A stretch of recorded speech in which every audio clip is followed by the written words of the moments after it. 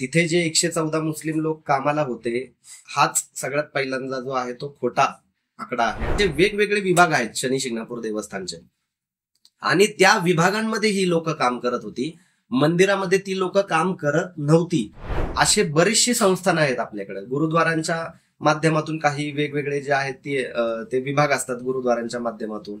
काही ठिकाणी मुस्लिमांच्या ह्याच्यामध्ये देखील काही अशी संस्थान आहेत की ज्यांच्या माध्यमातून जे आहे ते वेगवेगळे विभाग चालवले जातात. तर त्याच्यामध्ये देखील हिंदू धर्मीय काम करतात. कोणी विचारत नाही की हा कसा काय सेवेला बसतोय त्या ठिकाणी, असं कोणी विचारत नाही. दर्गामध्ये विचारत नाही.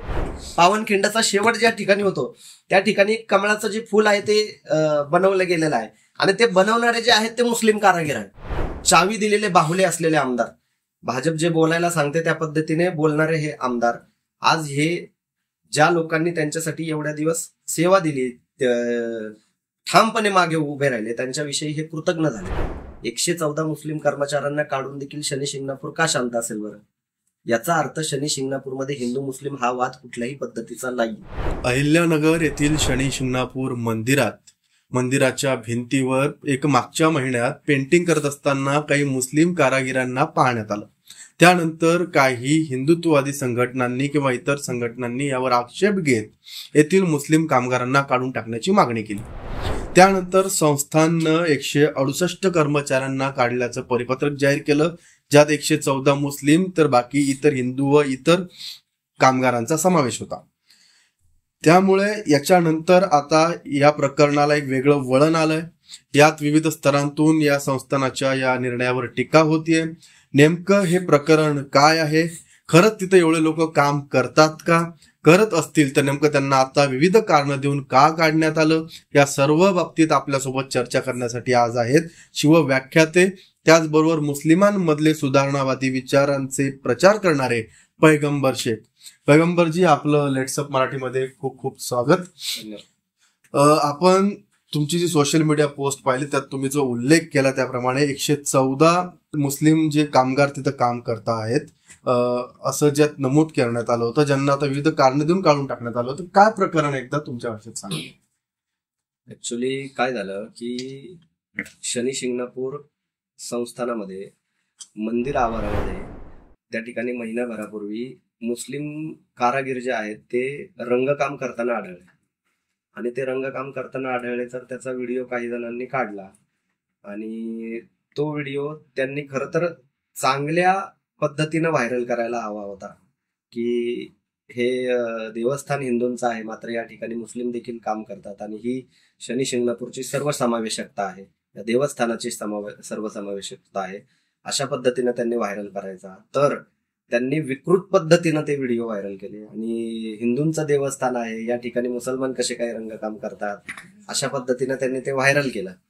आणि त्या पलीकडे जाऊन मग शनी शिंगणापूर देवस्थानामध्ये मुस्लिम कर्मचारी जे आहेत ते काम करतात, अशा पद्धतीनं त्यांनी एक आक्षेप घेतला, आणि त्या विषयावर या 14 जूनला सकल हिंदू समाज याच्या नावाखाली भाजपच्या स्थानिक आणि ज्यांना कुठे किंमतही नाही असे आध्यात्मिक आघाडीचे तुषार शाळीग्राम यांनी, त्यानंतर जे आमच्या पक्षाने विचारधारा सोडलेली नाहीये असे म्हणणारे अजित पवारांच्या राष्ट्रवादी काँग्रेसचे संग्राम जगताप यांच्या नेतृत्वाखाली एक मोर्चा त्या ठिकाणी निघाला, काढणार असं त्यांनी जाहीर केलं.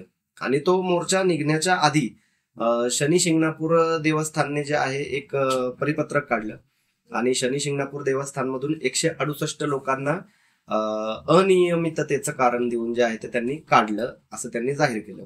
पैकी 114 लोक जे आहेत ते मुस्लिम होते, आणि बाकीचे जे आहेत ते इतर धर्माचे, आणि त्याच्यामध्ये हिंदू धर्मीय पण होते. पण इतर हिंदू धर्मीयांना काढताना काय कारण दिलं आणि मुस्लिमांना काढताना नेमकं काय कारण? दोन्हींना कारण जे आहे ते एकच दिलेलं आहे, अनियमितता, असं त्यांनी याच्यावर सांगितलंय. मीडियामध्ये जे आहे ते देताना त्यांनी तशी माहिती दिलेली आहे.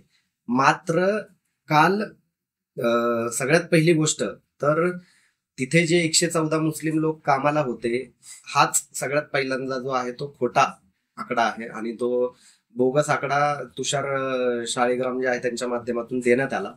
त्या ठिकाणी 114 मुस्लिमांची नावं फक्त रेकॉर्डवर आहे, त्यापैकी 99 लोक हे कामावरच येत नव्हते. शनी शिंगणापूर देवस्थानाच्या अंतर्गत जे आहे आणि जे काही 15 लोक जे काम करतात त्या ठिकाणी ते देखील मंदिरामध्ये काम करत नाहीत. शनी शिंगणापूर देवस्थान जे आहे ही वेगळी गोष्ट आहे आणि शनी शिंगणापूर संस्थानांच्या माध्यमातून त्यांनी वेगवेगळे जे आहेत ते विभाग बनवलेले आहेत. हॉस्पिटल विभाग आहे, शिक्षण विभाग आहे, कचरा व्यवस्थापन विभाग आहे, असे शेती विभाग आहे, असे वेगवेगळे विभाग आहेत शनी शिंगणापूर देवस्थानचे. आणि त्या विभागांमध्ये ही लोक काम करत होती, मंदिरामध्ये ती लोक काम करत नव्हती.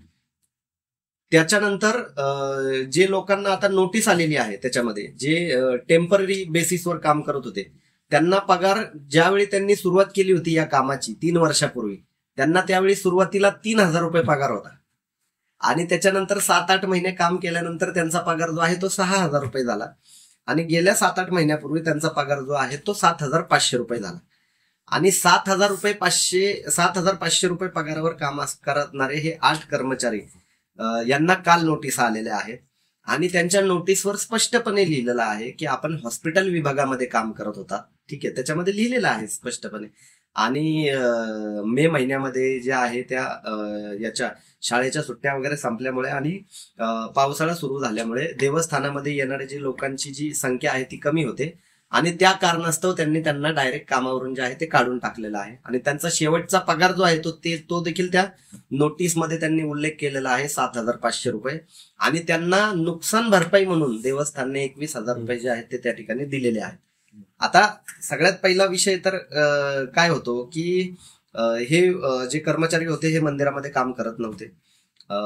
मंदिरामध्ये जरी कोणी काम करत असेल तर सेवेकरी म्हणून एखादा मुसलमान असूही शकतो ना.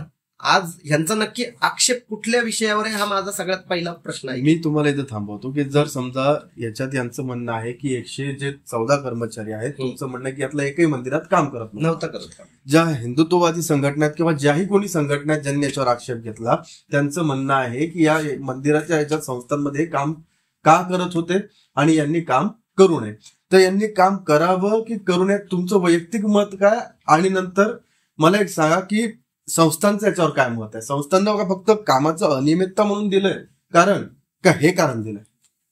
हा, सगळ्यात पहिली गोष्ट काय आहे की शनी शिंगणापूर संस्थानावर गेल्या अनेक वर्षांपासून तिथले स्थानिक जे वेगवेगळ्या पक्षाचे जे लोक आहेत ते भ्रष्टाचाराचे आरोप करत आहेत. ठीक आहे, तिथे असे बरेच कामगार आहेत जे बोगस आहेत असं त्यांचं म्हणणं आहे की जे दाखवतात रेकॉर्डवर मात्र ते कामावर नाही आहेत ऍक्च्युली.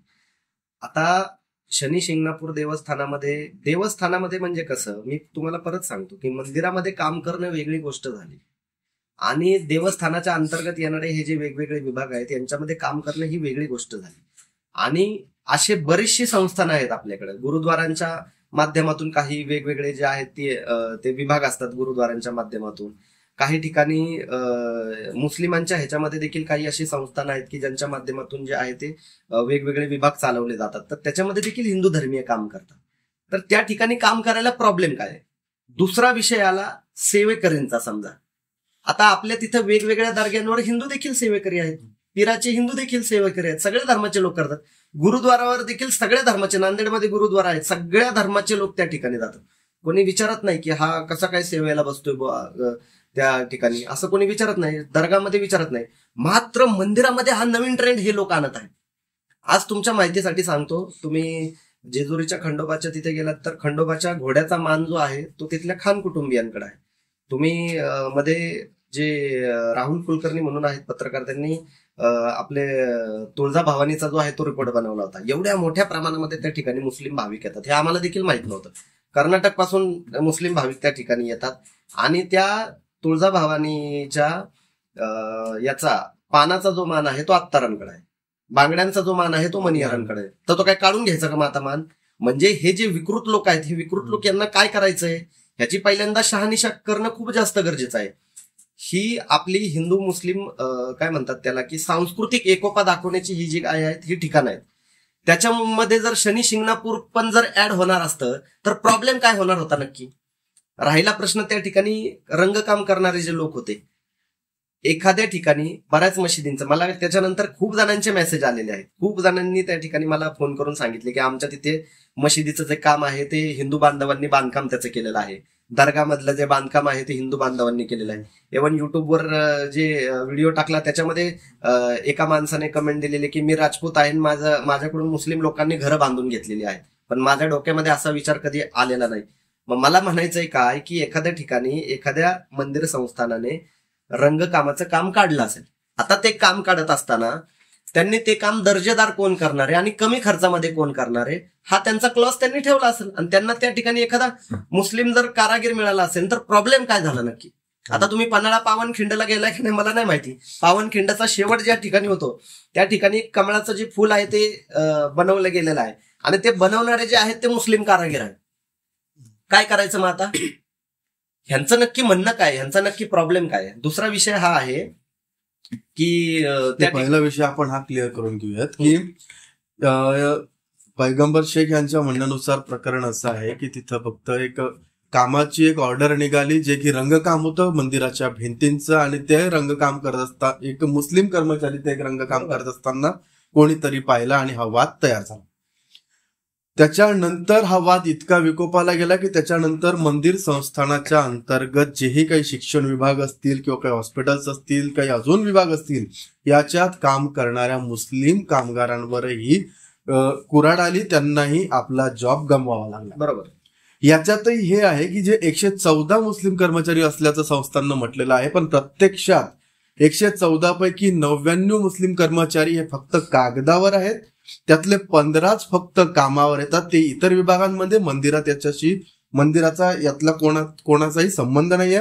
त्याच्यातली 8 टेम्पररी आहे, म्हणजे जे कॉन्ट्रॅक्टवर घेतले असं म्हणू, आणि 7 जे आहेत ते परमनंट आहेत. बरोबर.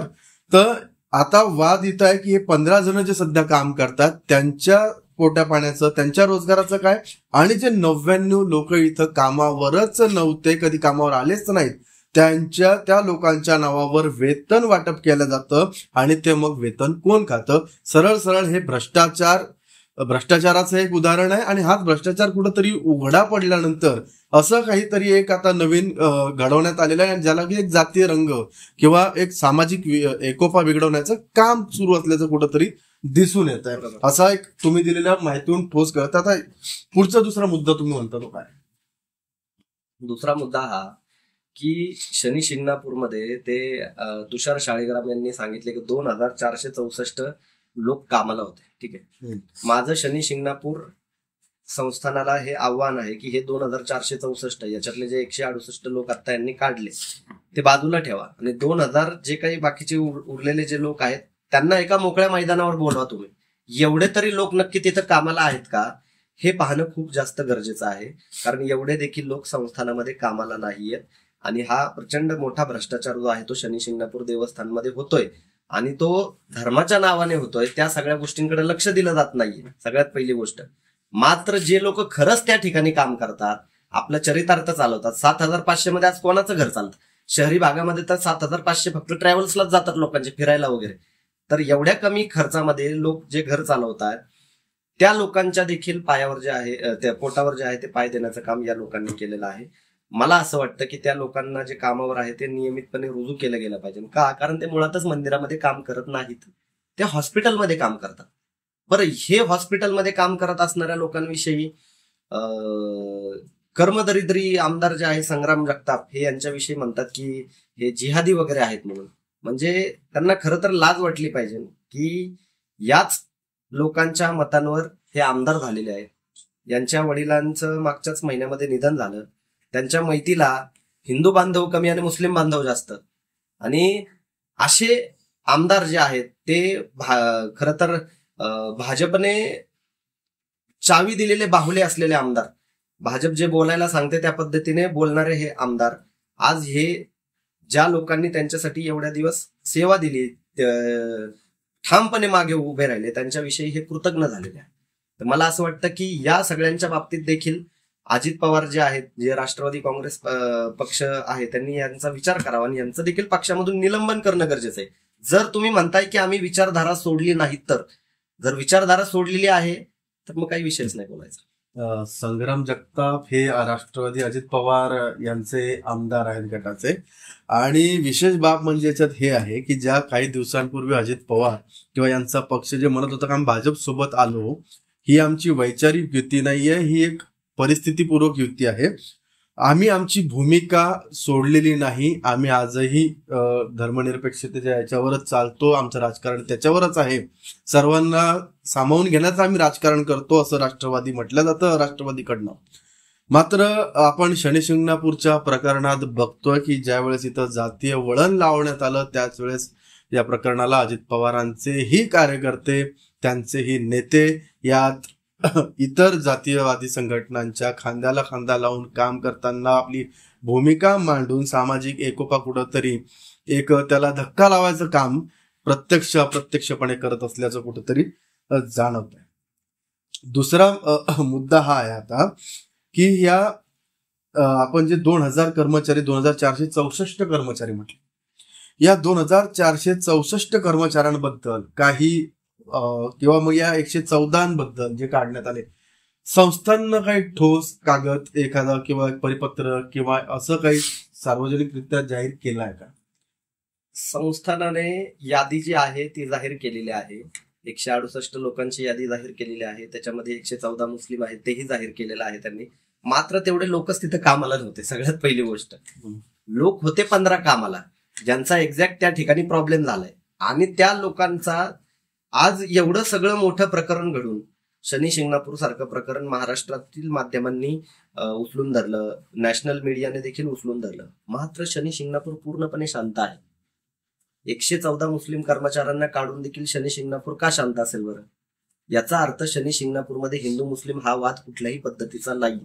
मात्र तिथे असलेले काही भाजपचे स्थानिक नेतृत्व, ज्यांना महत्व प्राप्त करून घ्यायचंय, ज्यांना कुठल्याही पद्धतीने त्या ठिकाणी विचारलं जात नाही, महत्व दिलं जात नाही, त्या लोकांनी स्वतःचं महत्व वाढवण्यासाठी हा मुद्दा हिंदू मुस्लिमकडे नेला. आजची परिस्थिती अशी आहे, शनी शिंगणापूरमध्ये कुठल्याही सर्वसामान्य मुस्लिम बांधवांना बाजूला ठेवूया थोड्या वेळ, आपण कुठल्याही सर्वसामान्य हिंदू बांधवांशी तुम्ही बोला, ते या लोकांविषयी जे आहे ते तुम्हाला चांगले त्यांचे फीडबॅक येणार नाही.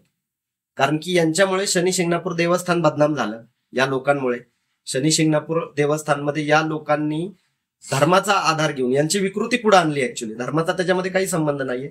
मात्र धर्माचा आधार घेऊन यांनी जो आहे तो जातीभेद धर्मभेद करण्याचा त्यांनी त्या ठिकाणी प्रयत्न केला. त्याही पलीकडे जाऊन या अनुषंगाने यांचं बऱ्याचदा मांडणं असतं की मुस्लिम धार्मिक स्थळांवर जे आहे हिंदू कुठे कामाला असतात का?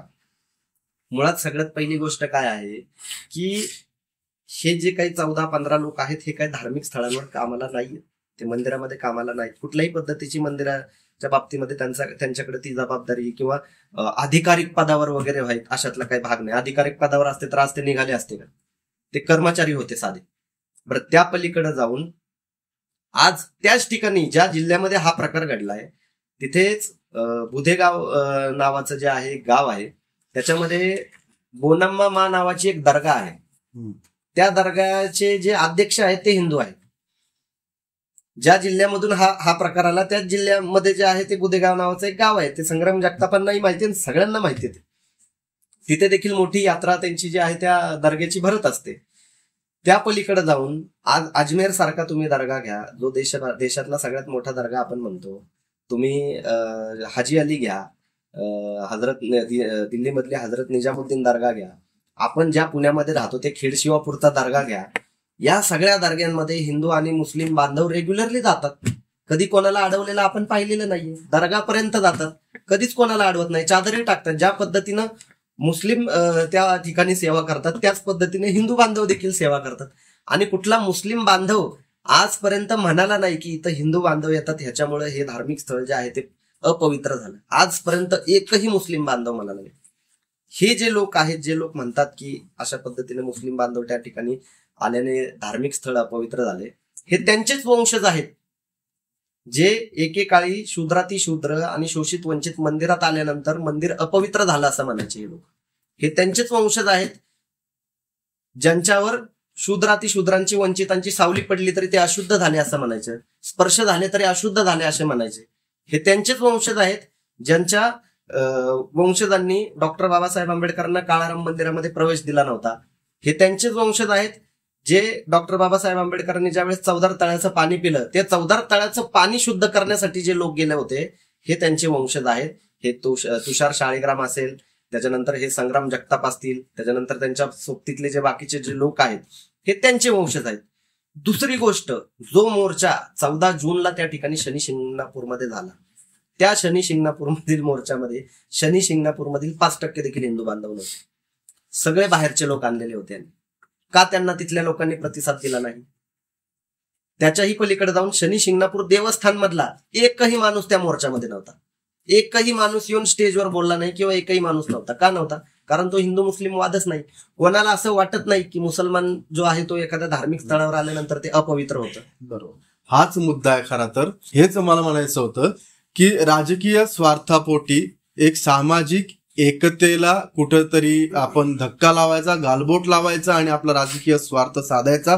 याच साठी काही विशिष्ट गटांनी म्हणा, विशिष्ट संघटनांनी म्हणा, हा प्रकार घडवून आणल्यास समजतं. खरा मुद्दा तर हा आहे की जे 168 कामगार तिथून काढले, ते 168 कामगारांच्या पोटा पाण्याचं काय, त्यांच्या रोजगाराचं काय, त्यांना रंगकाम करणे किंवा इतर कोणतंही काम करत असताना त्याचा जर मंदिराशी किंवा तिथल्या एखाद्या गोष्टीशी आपण काही प्रमाणात समजू की संबंध येत नाहीये, मग अशा वेळेस त्यांच्या रोजीरोटीला लाथ मारण्याचा अधिकार इतर लोकांना कोणी दिला?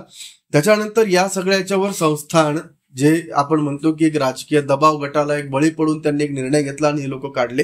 पण त्यानंतर या लोकांच्या पुढील आयुष्य म्हणजे या लोकांच्या रोजगाराचं काय, संस्थांना त्याच्यानंतर मला वाटतं अजूनही काहीच भाष्य केलेलं नाहीये.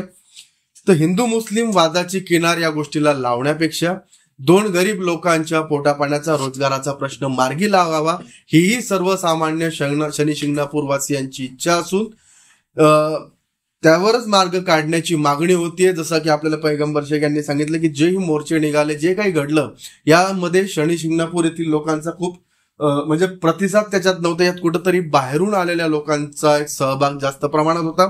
त्यामुळे शासनाला असो किंवा जे काही संबंधित व्यवस्था असेल त्यांना या प्रकरणाच्या मुळाशी जाऊन चौकशी करणं, तसंच यात काही समाज विभागात कृतींचा हात आहे का हे पाहणं आणि योग्य संबंधितांना न्याय मिळवून देणं, मला वाटतं हे पहिलं कर्तव्य, प्रथम कर्तव्य राहील.